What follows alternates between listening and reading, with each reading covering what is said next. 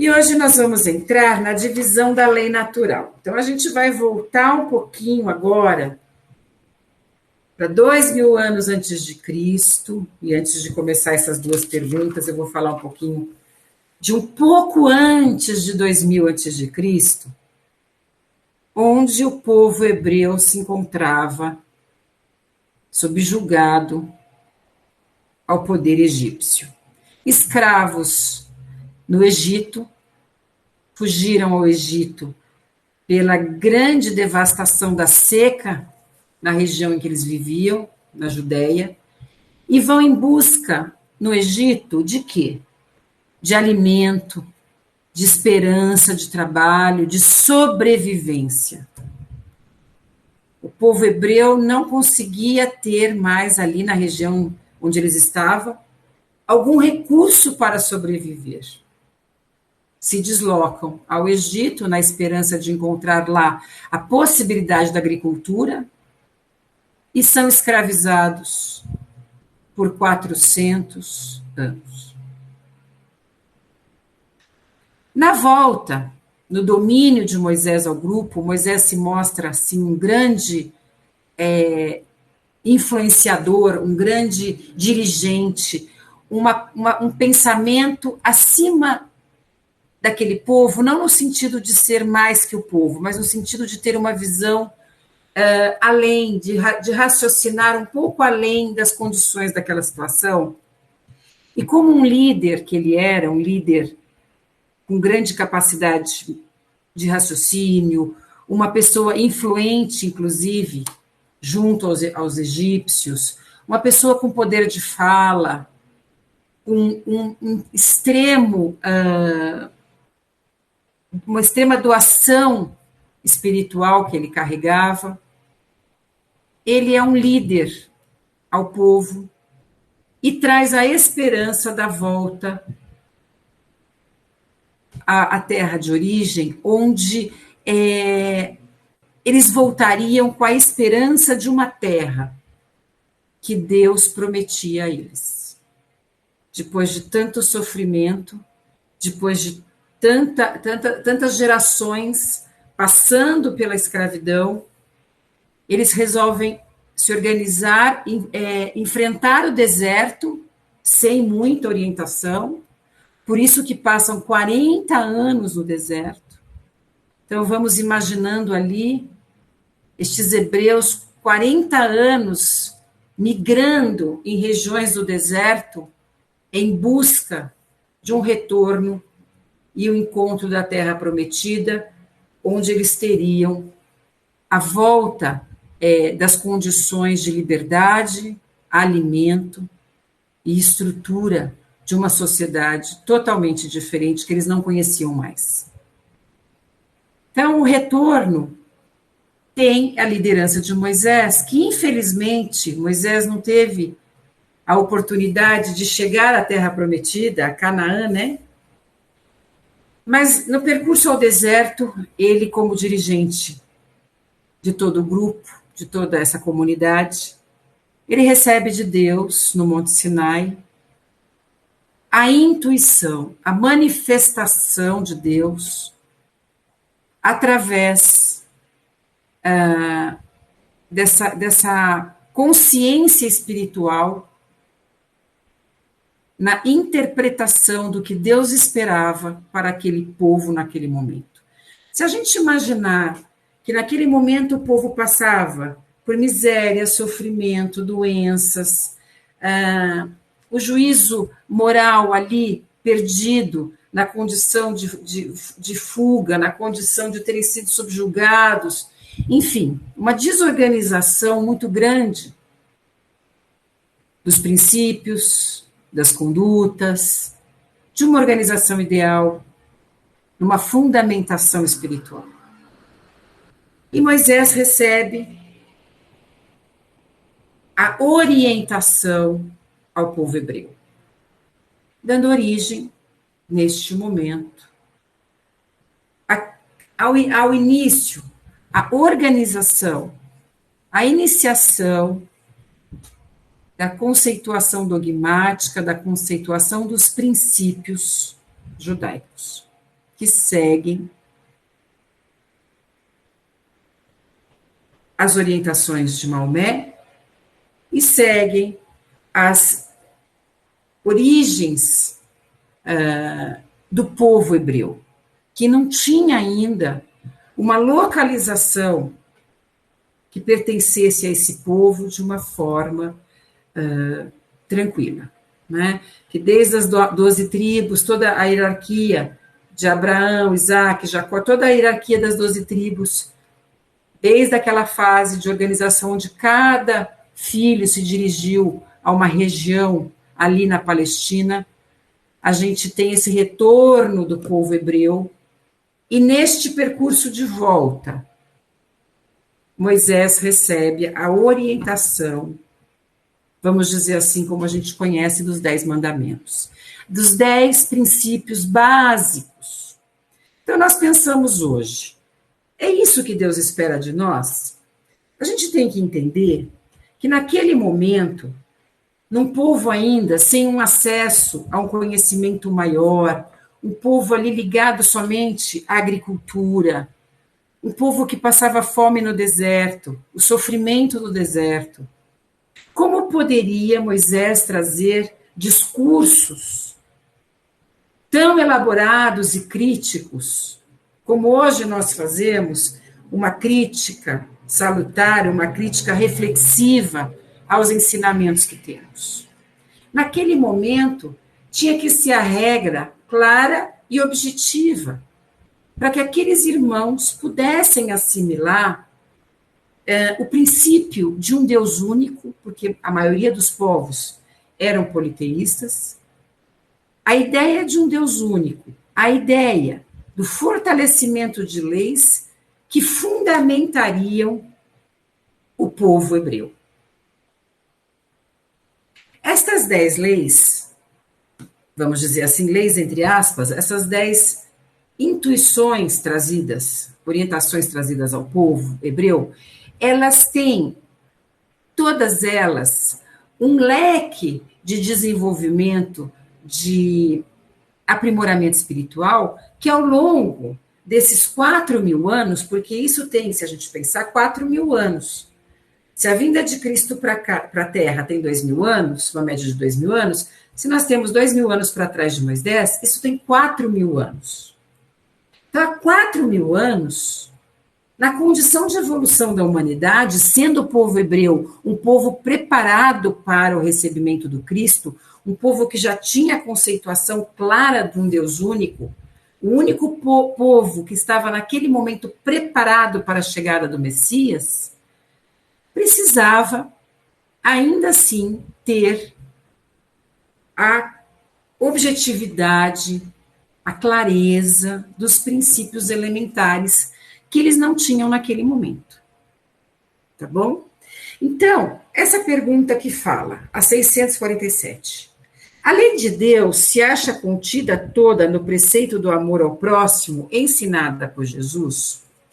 Então, se nós observarmos a divisão da lei natural, que é a lei de Deus, todas elas buscam o nosso aprimoramento, a nossa reforma espiritual, a nossa consciência do divino interno, mas a base de todas elas é o amor ao próximo e a caridade. Por quê? Porque nós agimos na caridade espontânea, a caridade, como falou Mateus, a caridade de ver o semelhante, de se preocupar com o semelhante, e não por um orgulho próprio. A verdadeira caridade, ela é a expansão da nossa energia, da nossa centelha divina, da nossa força espiritual. Quando nós estamos agindo na caridade verdadeira, na caridade humilde, na caridade do amor ao próximo, como ensinou Jesus, o nosso espírito está expandindo, emanando a força interna, essa centelha sagrada. Todos os princípios passados para nós se baseiam nesta ideia de que sem o auxílio ao nosso semelhante, nós não conseguimos crescer. Jesus nos trouxe o tempo inteiro este pensamento. É através do vosso irmão que vocês conquistarão a sabedoria, conquistarão a humildade, conquistarão a ascensão espiritual, conquistarão o conhecimento. Nós fazemos parte de um Deus único, de um Deus eterno e poderoso. Nós carregamos a centelha divina em nosso ser. Nenhum de nós está desconectado do todo. Então, quando Jesus nos fala, é somente através da caridade possível uma reforma. Moisés, 2000 anos antes, já organiza o povo hebreu para entender princípios, onde a base seria a caridade. E após Jesus, nós temos Paulo, que é o apóstolo da caridade, porque ele falou muito em suas cartas sobre a caridade, e eu até tirei aqui do Evangelho um pedacinho para ler para nós, de Paulo, que representa o que Jesus esperava de nós, espera de nós, e onde Paulo nos traz, no capítulo, eu fechei aqui, desculpa, capítulo 15,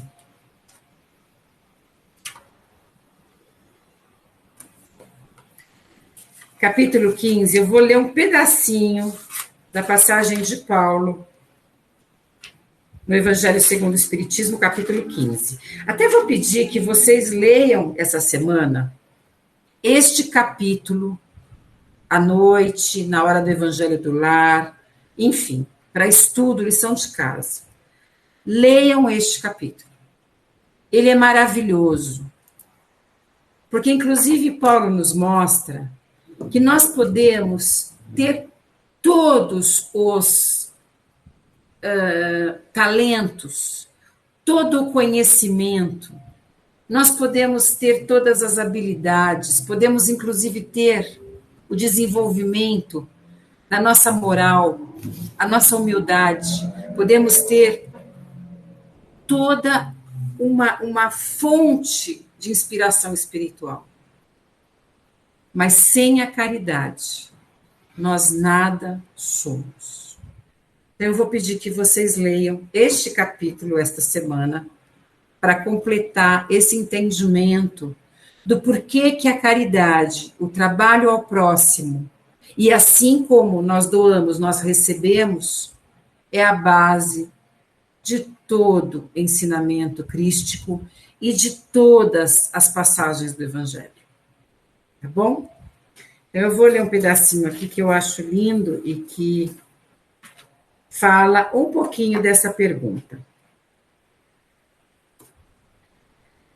No finalzinho do capítulo 15, Paulo nos ensina o seguinte: nada exprime melhor o pensamento de Jesus, nada resume melhor os deveres do homem do que esta máxima de ordem divina. O Espiritismo, aqui não são palavras de Paulo, né? A explicação. O Espiritismo não podia provar melhor a sua origem do que dando-a por regra, porque ela é o reflexo do mais puro cristianismo. Com um tal guia, o homem não se perderá jamais. Aplicai-vos, pois, meus amigos, em compreender-lhe o sentido profundo e as consequências, e em procurar por vós mesmos todas as suas aplicações.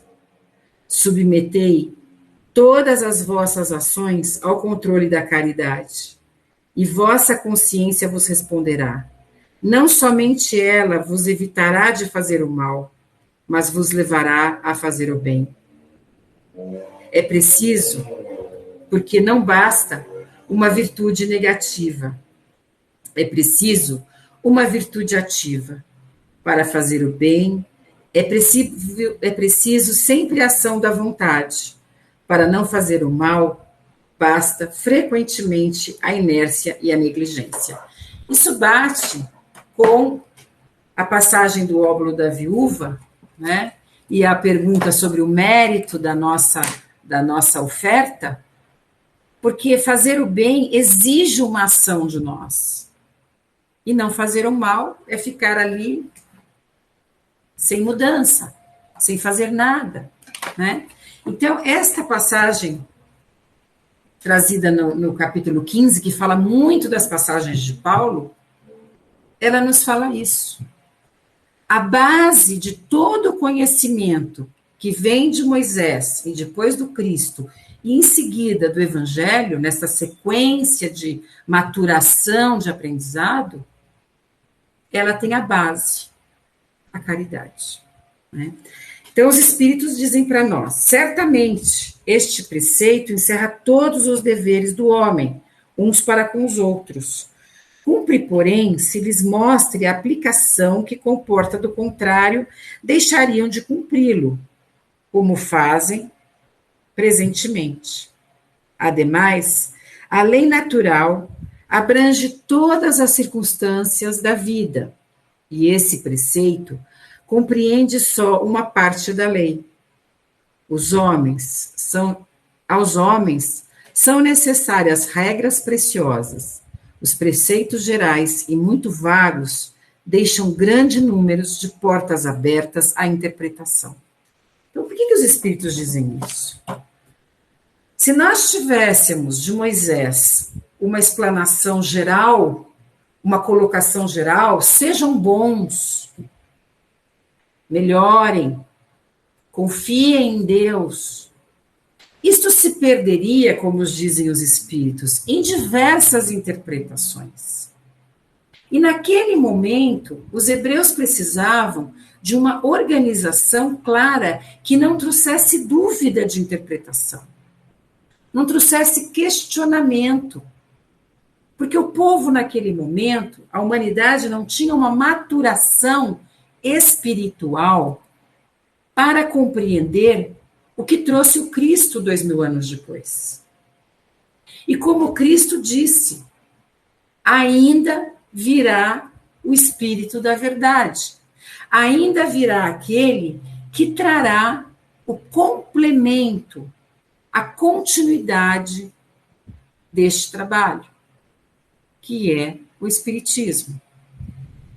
Então, este momento de vinda da vida, do conhecimento do Cristo na Terra, que foi o maior evento para a humanidade, em todos os tempos, precisou de um antecessor que trouxesse uma organização clara, que são os 10 ensinamentos das leis naturais, que nós vamos estudar nas aulas seguintes, tá? Então, como dizem os Espíritos, se fosse algo em preceito geral, ou seja, ensinamento não tão direto, o povo poderia interpretar de diferentes formas e não cumprir uma mudança de conduta para gerações futuras que estariam mais preparadas para a chegada do Messias. Tá bom? Então, não dava para complicar naquele momento. O ensinamento trazido por Moisés, vindo do Monte Sinai, ele, de certa forma, se mostra até um pouco assim, severo naquele momento. Direto, objetivo e severo. Para que ao longo destes 2000 anos, até a vinda de Jesus, a humanidade, oriunda do povo hebreu e indo aos outros povos, pudesse começar a agir de uma maneira diferente.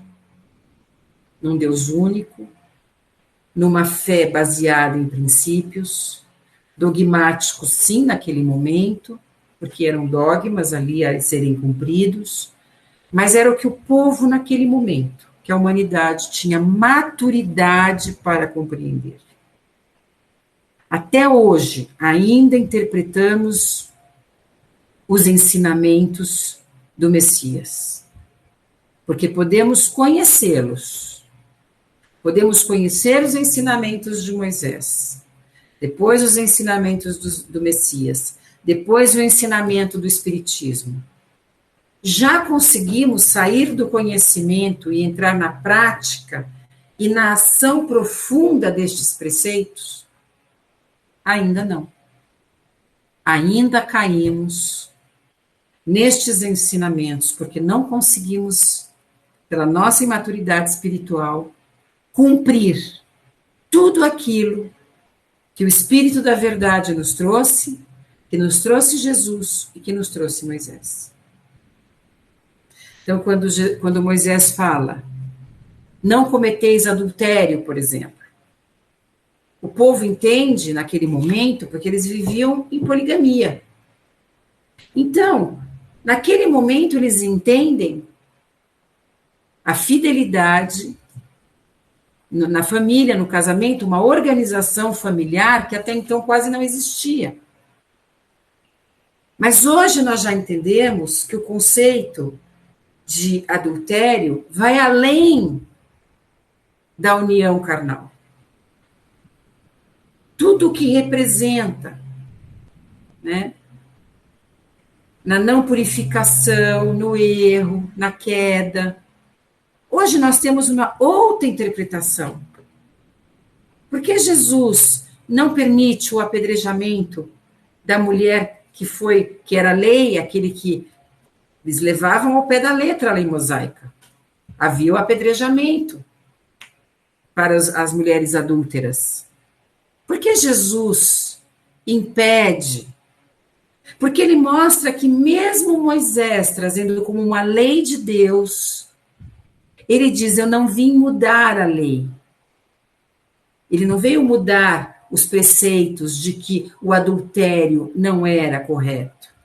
Mas ele vem transformar a lei, mostrando que haveria o perdão, haveria a aceitação, a possibilidade de auxiliar o semelhante na caridade, dar a ele uma nova oportunidade. Então, Moisés traz a lei divina, nua e crua, e o Cristo traz o amor e a caridade nestes preceitos, que mais tarde, com Jesus e com o Espírito da Verdade, o Espiritismo, nós temos uma abertura infinita da compreensão destas leis. Hoje nós discutimos as diferentes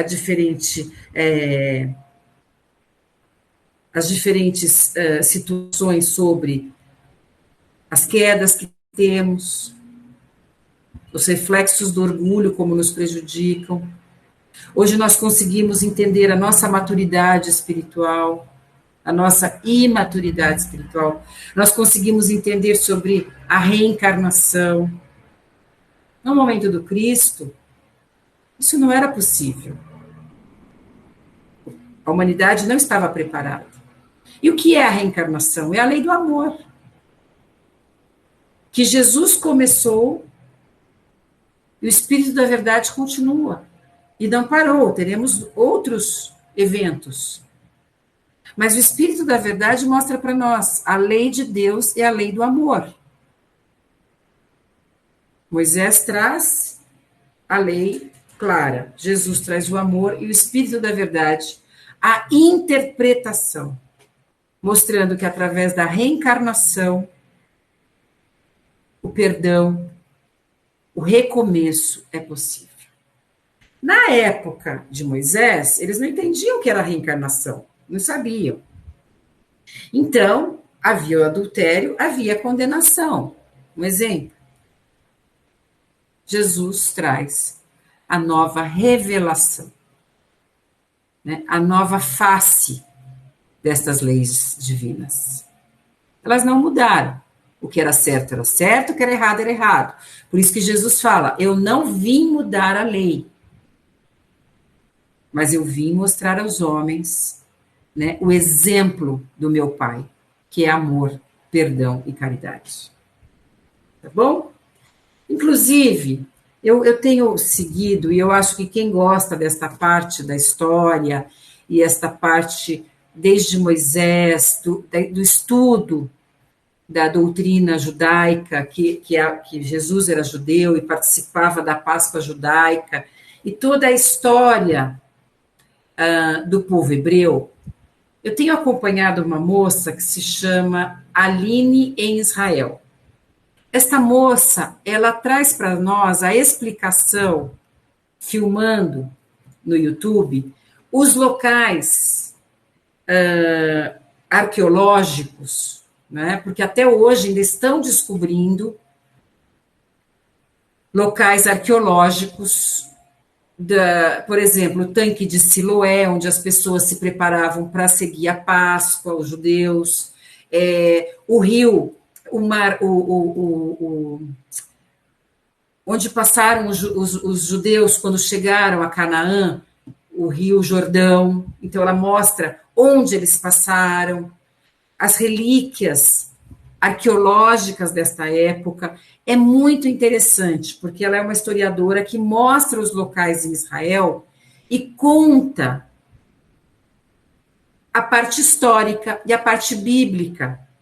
É muito bonito para quem tem interesse em conhecer estes locais, né? Onde era o Monte Sinai, onde o povo andou, o Mar da Galileia, onde Jesus realizou tantos milagres, inclusive a multiplicação dos pães, onde ele realizou o local, tem uma igreja hoje, é muito bonito, tá? Então, eu sugiro que quem goste desta parte, que acompanhe essa moça, é a Aline, é uma brasileira que mora em Israel.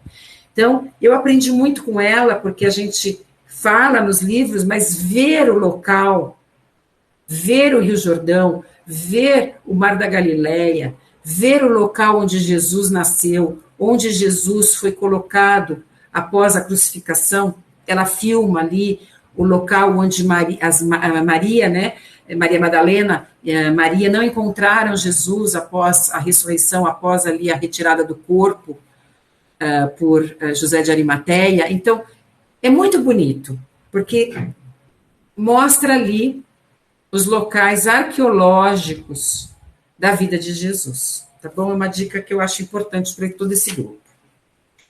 Então, a lei de Deus se acha contida toda no preceito do amor ao próximo? Sim.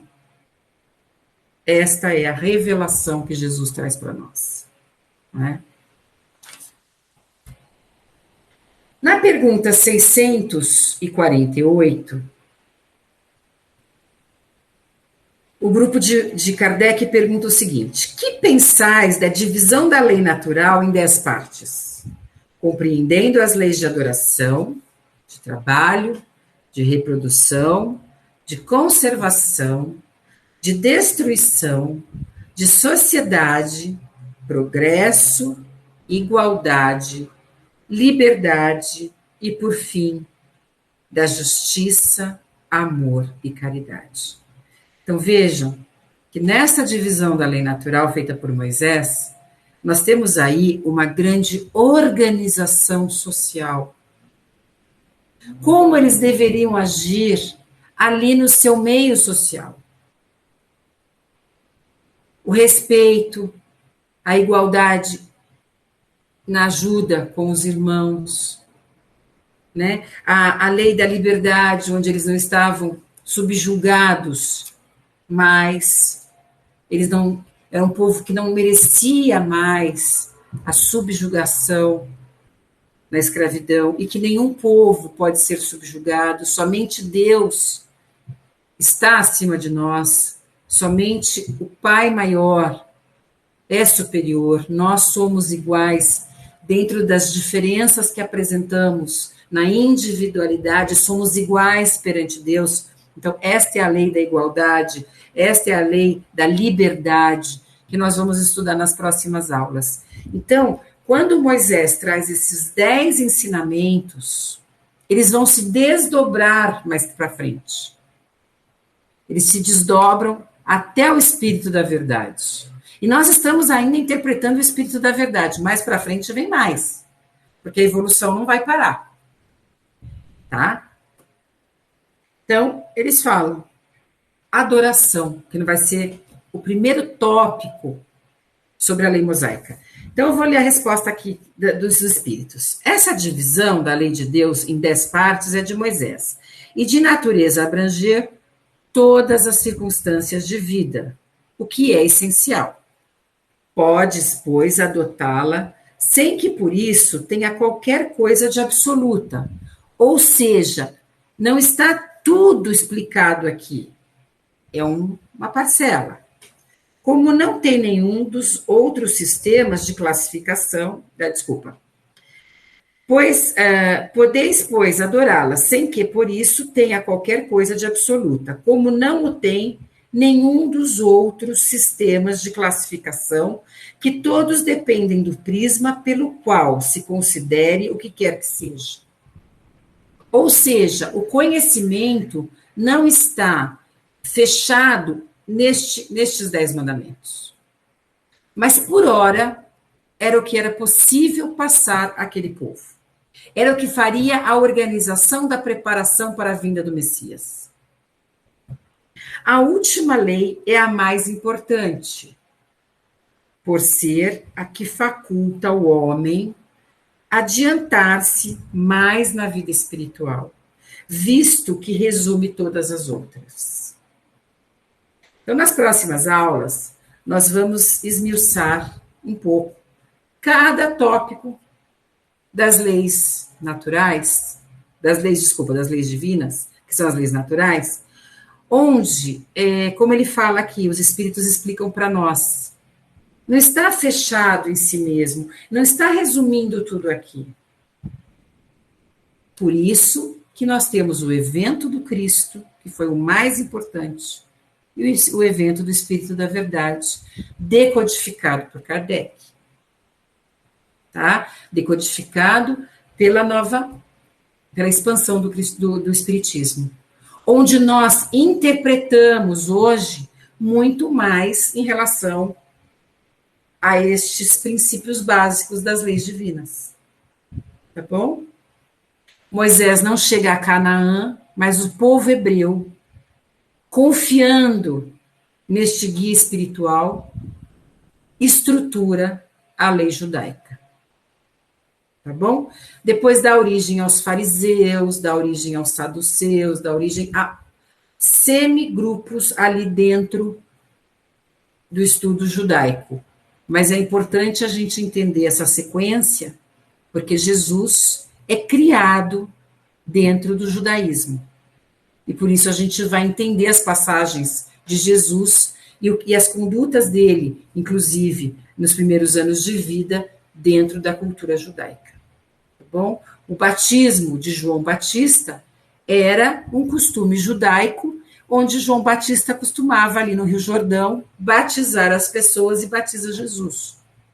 Tá? Nós temos o evento, vários eventos que nós vamos estudar e que partem desta cultura judaica. Por isso que é importante a todo cristão conhecer um pouquinho da cultura judaica. Tá bom?